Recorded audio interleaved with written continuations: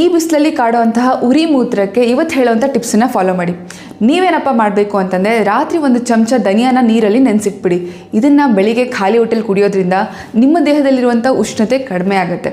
ಅಥವಾ ಬೆಳಿಗ್ಗೆ ಖಾಲಿ ಹೊಟ್ಟೆಲಿ ಎಳನೀರನ್ನು ಕೂಡ ನೀವು ಕುಡಿಬೋದು. ಇದು ಕೂಡ ನಿಮ್ಮ ಬಾಡಿನ ಕೂಲಾಗಿಡುತ್ತೆ ಮತ್ತು ನಿಮ್ಮ ದೇಹವನ್ನು ಹೈಡ್ರೇಟ್ ಆಗಿ ಇಡೋದಕ್ಕೆ ಸಹಾಯ ಮಾಡುತ್ತೆ. ಇನ್ನು ಎರಡನೇ ಟಿಪ್ಸು, ನೀವೇನಪ್ಪ ಮಾಡಬೇಕು ಅಂತಂದರೆ, ನಿಮ್ಮ ಅಂಬಲಿಕಸ್ ರೀಜನ್ಗೆ ಅಥವಾ ಈ ಒಕ್ಕಳಿಗೆ ಸ್ವಲ್ಪ ಹರಳೆಣ್ಣೆನ ಹಚ್ಕೊಳ್ಳಿ ಮಲಗೋಕ್ಕಿಂತ ಮುಂಚೆ. ಮತ್ತು ನಿಮ್ಮ ಪಾದಕ್ಕೂ ಕೂಡ ಸ್ವಲ್ಪ ಹರಳೆಣ್ಣೆನ ಹಚ್ಚಿ ಮಲ್ಕೊಳ್ಳೋದ್ರಿಂದ ನಿಮಗೆ ಉರಿ ಮೂತ್ರ ಕಡಿಮೆ ಮಾಡೋದಕ್ಕೆ ಸಹಾಯ ಆಗುತ್ತೆ. ಇನ್ನು ಮೂರನೇ ಟಿಪ್ಸು, ಆಯುರ್ವೇದದಲ್ಲಿ ಸೊಗದೆ ಬೇರಿನ ಬಗ್ಗೆ ತುಂಬಾ ಹೇಳಿದ್ದಾರೆ.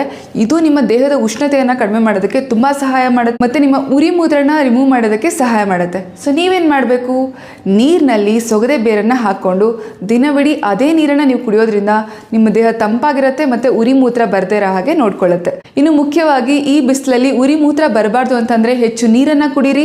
ಅಟ್ಲೀಸ್ಟ್ ದಿನಕ್ಕೆ 3 ರಿಂದ 4 ಲೀಟರ್ ಆದರೂ ನೀವು ನೀರನ್ನು ಕುಡಿಬೇಕು. ಮತ್ತು ಈ ಸೀಸನಲ್ಲಿ ಸಿಗುವಂಥ ಎಲ್ಲ ಹಣ್ಣುಗಳನ್ನು ಹೆಚ್ಚಾಗಿ ತಿನ್ನಿ. ಸೊ ಈ ವಿಷಯನ ನಿಮ್ಮೆಲ್ಲ ಸ್ನೇಹಿತರಿಗೂ ಶೇರ್ ಮಾಡಿ.